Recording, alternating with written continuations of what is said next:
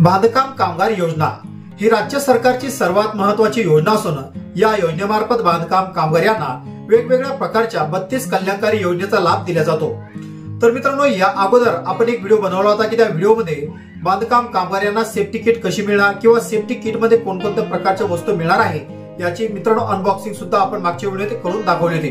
तर त्याच व्हिडिओच्या कमेंट बॉक्स मध्ये बऱ्याच बांधकाम मित्रांनी कमेंट सुद्धा केले आहे की सर, आता प्रत्येक जिल्ह्यामध्ये संच म्हणजे जो गृहोपयोगी संच आहे हा संच मिळत आहे, तर या संचामध्ये आम्हाला कोणकोणत्या प्रकारच्या वस्तू मिळणार किंवा या संचासाठी आपल्याला कशा प्रकारची पात्रता लागणार आहे किंवा कोणकोणते कागदपत्र आपल्याला या संच मिळवण्यासाठी लागणार आहे किंवा आपल्याला संच कसा मिळणार। तर मित्रांनो, या बांधकाम मित्रांचे संपूर्ण प्रश्नांचं उत्तर आजच्या या व्हिडिओच्या माध्यमातून आपण देणार आहे। तर बांधकाम कामगार यांना गृहोपयोगी संचामध्ये कोणकोणत्या प्रकारच्या वस्तू मिळणार किंवा यासाठी पात्रता काय असणार आहे किंवा आपल्याला अर्ज कुठे करायचा, संपूर्ण माहिती मित्रांनो आजच्या या व्हिडिओच्या माध्यमातून आपण पाहणार आहे। त्यामुळे व्हिडिओमध्ये शेवटपर्यंत बनून राहा। अशाच प्रकारचे नोटिफिकेशन तुम्हाला मिळावे यासाठी मित्रांनो आपल्या या युट्यूब चॅनलला तुम्ही अद्याप सबस्क्राईब केलं नसेल तर सर्वप्रथम सबस्क्राईब करून बाजूला असलेल्या बेल आयकॉनला नक्कीच प्रेस करायचं आहे, जेणेकरून प्रत्येक योजनेचा लाभ तुम्हाला मिळावा। याची नोटिफिकेशन मित्रांनो मी आपल्या युट्यूब चॅनलवर टाकत असतो।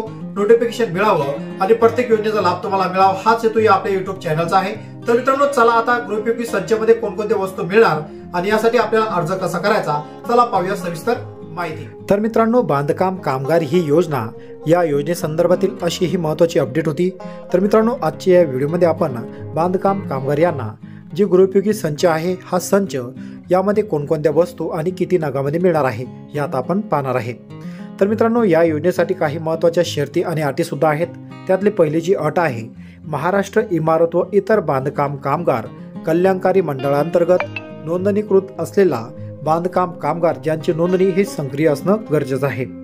तर मित्रांनो, या योजनेसाठी काही आवश्यक पात्रता सुद्धा लागणार आहेत।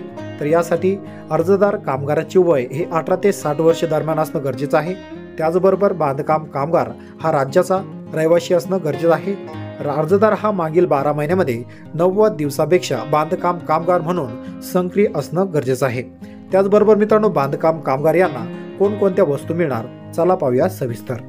तर मित्रांनो, यामध्ये नगामध्ये अगोदर ताट असणार आहे। यामध्ये 4 नग ताटाचे मिळणार, यामध्ये वाट्याचे 8 नग, त्यानंतर पाण्याचे ग्लास हे 4 नगात मिळणार, त्यानंतर पातेले झाकण्यासह 1 नग, पातेले झाकण्यासह पुन्हा 1 नग, त्यानंतर मोठा चमचा भात वाटपा करता हा 1 नग, त्यानंतर मोठा चमचा वरण वाटपा करता 1 नग, पाण्याचा जग 2 लिटर 1 नग, त्यानंतर मसाला डब्बा 7 भाग म्हणजे हा 1 नग असणार आहे, त्यानंतर डब्बा झाकण्यासह 14 इंची हा 1 नग, डब्बा झाकण्यासह 16 इंची 1 नग, डब्बा झाकण्यासह 18 इंच 1 नग आणि परात 1 नग, प्रेशर कुकर जे 5 लिटरचं असणार आहे हे स्टेनलेस स्टीलचं 1 नग, त्यानंतर कढई स्टील 1 नग, स्टीलची टाकी मोठी झाकण्यासह व वरगळासह असे एकूण 30 नग संपूर्ण बांधकाम कामगार यांना मिळणार आहे। तर मित्रांनो, घरातील वापरातील वस्तू संच वितरित करताना नोंदीत इमारत व इतर बांधकाम कामगार लाभार्थी ज्याची नोंदणी ही सक्रिय असणं गरजेचं आहे। त्याचबरोबर महत्त्वाचा भाग म्हणजे जेही बांधकाम कामगार आहे या बांधकाम कामगारांचं छायाचित्र आणि बायोमेट्रिक ठसे घेतल्यावरच त्यांना हा गृहोपयोगी संच अशा प्रकारे मिळणार आहे। तर मित्रांनो, बांधकाम कामगार योजनेची तुम्ही नोंदणी केली आहे का?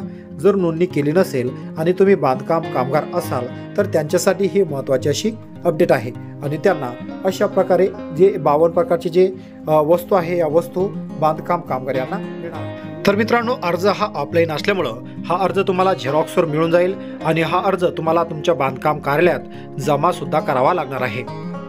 तर मित्रांनो, आशा करतो तुम्हाला अद्यापही गृहोपयोगी संच मिळाला नसेल आणि आशा करतो तुम्हाला हा व्हिडिओ आवडला असेल। व्हिडिओ आवडल्यास एक लाईक सुद्धा करायचा आहे आणि चॅनलवर पहिल्यांदा आला असाल तर अशाच प्रकारचे नोटिफिकेशन तुम्हाला मिळत राहण्यासाठी चॅनल सबस्क्राईब करून बाजूला असलेल्या बेल आयकॉनला नक्कीच प्रेस करायचं आहे।